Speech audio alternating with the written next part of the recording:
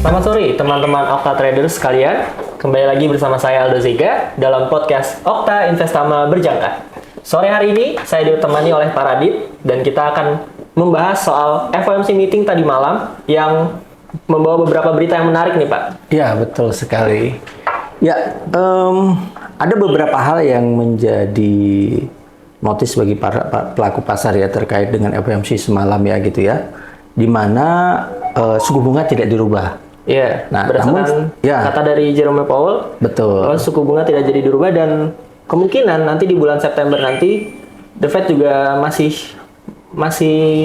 mempertimbangkan apakah akan memangkas suku bunga atau bahkan tetap mempertahankan. Bagaimana menurut Pak Radit, pandangan Pak Radit kepada pergerakan dolar atau foreign exchange lainnya?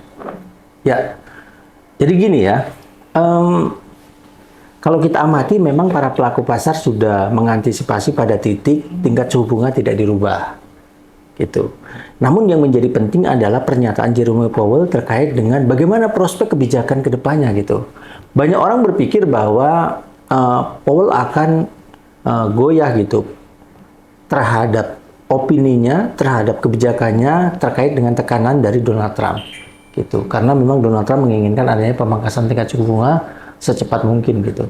Nah, bahkan dalam FOMC meeting dan pollingnya yang diambil tadi malam gitu, dari 9 pengambil kebijakan, 2 pengambil kebijakan itu berpandangan adanya urgensi terhadap pemangkasan tingkat suku bunga yang ada. Jadi tidak bulat keputusan diambil semalam tuh. Dari 9 pengambil kebijakan, 7 menyatakan tetap pada kebijakan tingkat suku bunga pada saat ini, 2 menginginkan adanya perubahan kebijakan tingkat suku bunga. Mendukung pemangkasan suku bunga berarti? Betul sekali. Nah, namun demikian, Powell telah menyampaikan dengan sangat lugas bahwa pada bulan September pun belum tentu bahwa suku bunga itu akan dipangkas. Semuanya bergantung dari efek dampak peningkatan tarif yang diterapkan oleh pemerintah Trump ini terhadap inflasi yang ada di Amerika saat ini gitu. Nah, itu. Nah, jadi sebelum berita itu pun sebenarnya ada beberapa berita yang juga turut mendukung pernyataan dari Jerome Powell tersebut gitu. Salah satunya adalah adanya peningkatan laporan data GDP Amerika yang mengalami lonjakan cukup signifikan dari minus 0,5% yang ekspektasinya hanya naik 2,5%. Aktualnya dirilis naik lebih tinggi menjadi 3% gitu. Naik tinggi berarti ya Pak? Betul. Jadi secara fundamental kita melihat bahwa pertumbuhan ekonomi Amerika dalam kondisi yang baik, dalam kondisi yang solid, dan tidak terbebani oleh kebijakan tingkat suku bunga yang saat ini diterapkan oleh Jerome Powell. Seperti itu. Oke, jadi tadi Bapak sempat bahas tentang ekspektasi pasar kalau memang untuk bulan Juli ini The Fed belum memangkas suku bunga. Betul. Jadi kita bisa lihat kalau penurunan harga emas malam tadi itu disebabkan oleh walaupun ekspektasi pasar sudah memperkirakan bahwa The Fed akan mempertahankan suku bunga, tapi kata-kata Jerome Powell yang tadi yang mengatakan kalau September nanti juga masih dipertimbangkan, jadi itu mendorong penurunan emas saat ini ya Pak? Betul, jadi itu yang menjadi satu faktor yang mendorong pergerakan harga emas yang tadi malam sempat turun ke level 3.267 ya. Nah, namun di pasar Asia tadi pagi pergerakan cenderung mengalami technical rebound karena memang ada beberapa data yang juga diantisipasi oleh para pelaku pasar terkait dengan data inflasi yang akan dirilis hari ini, kemudian beberapa data yang akan dirilis untuk hari Jumat nanti, kayak gitu. Oke, jadi Bapak sudah sempat nyinggung nih, kalau malam ini akan ada data-data yang akan keluar lagi. Ya, misalnya malam ini ada PCI Price Index dari Amerika Serikat yang akan muncul, lalu besok hari Jumat ada data non-farm payroll sama unemployment rate yang akan mempengaruhi lagi nih pergerakan XAU-USD dan juga pergerakan mata uang USD lainnya. Benar. Menurut Bapak bagaimana? Ya. Jadi kan malam ini ada PCI Price Index. Yeah. Year on year dari 2,3% diprediksi naik menjadi 2,5%. Nah, ini kan kita bicara tentang data inflasi yang mengalami peningkatan. Mengalami peningkatan. Betul. Kemudian kalau kita bicara tentang data yang akan dirilis pada hari Jumat terkait dengan data non-farm payroll, nah ini kan mengalami penurunan yang data sebelumnya itu 147.000 prediksinya turun menjadi 108.000. Kemudian tingkat pengangguran yang sebelumnya 4,1%, diprediksi meningkat menjadi 4,2%. Jadi dua data ini memberikan satu dampak yang negatif terhadap pergerakan mata uang dolar. Nah, namun catatannya adalah pada kuartal pertama, pada saat GDP Amerika dirilis turun tajam menjadi minus 0,5%, dari kisaran 2,4-2,5% ya, itu non-farm payroll yang diprediksi mengalami peningkatan, anjlok signifikan, di bawah 150.000.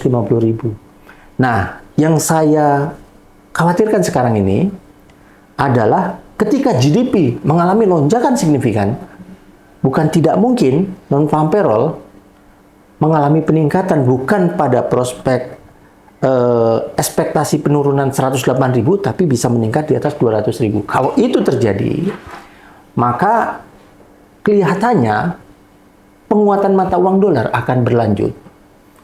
Oh, jadi karena ada peningkatan GDP yang dirilis kemarin, non-farm payroll dan unemployment rate ini akan terdampak begitu ya Pak? Dan itu bukan tidak mungkin akan berdampak positif terhadap US dollar. Jadi gini, GDP ini kan gambaran dari konsumsi masyarakat di satu negara. Kalau konsumsinya meningkat, itu kan ada latar belakangnya ya. Iya, berarti perekonomiannya sedang meningkat. Bertumbuh. Iya. Tadinya minus 0,5 tiba-tiba bertumbuh menjadi 3%. Kuartal pertama minus 0,5, kuartal kedua bertumbuh signifikan. Nah, sementara data korelasinya ya, data non-farm payroll, pendapatan tenaga kerja di luar sektor pertanian, ya kan? Kalau konsumsi meningkat, besar kemungkinan pendapatannya juga meningkat. Nah, itu korelasinya ke sana, ya kan? Iya. Kalau terjadi peningkatan tingkat pengangguran, mungkin nggak kira-kira konsumsinya itu mengalami peningkatan? Kan ketika terjadi satu peningkatan konsumsi, perbandingannya kan seharusnya tingkat penganggurannya harusnya turun karena juga. Faktor terjadinya tingkat pengangguran yang turun sehingga orang banyak bekerja sehingga tingkat konsumsinya tinggi kan gitu. Iya, betul. Nah, korelasinya begitu. Nah, itu yang kita khawatirkan justru kondisinya berbalik. Tingkat pengangguran bisa saja tetap di angka 4,1 apabila itu terjadi ya. Kemudian dia punya non-farm payroll bergerak di atas 200.000, itu bisa mendorong pergerakan mata uang dolar melanjutkan penguatannya. Kayak gitu. Nah, berkaitan dengan itu, maka pergerakan indeks dolar kalau kita amati ya, sekarang ini ada beberapa hal yang kita perhatikan. Sekarang memang pergerakan indeks dolar masih di area sekitar 99-an ya, di angka 99,40 begitu ya.